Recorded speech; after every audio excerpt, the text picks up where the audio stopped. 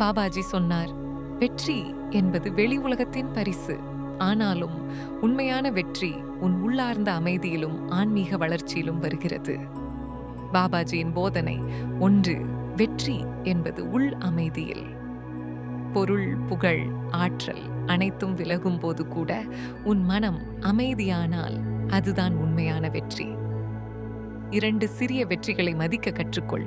பாபாஜி கூறினார், வாழ்க்கையில் வரும் ஒவ்வொரு சாதனையும் உன்னை வளர்க்கும் படிக்கட்டு.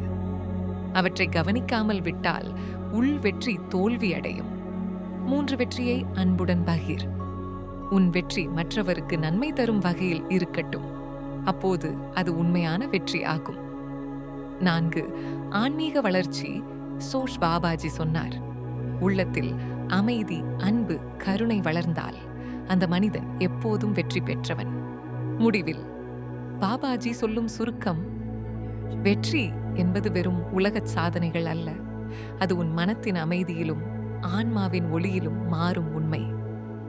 ஜெய் ஓம் கிரியா பாபாஜி நம.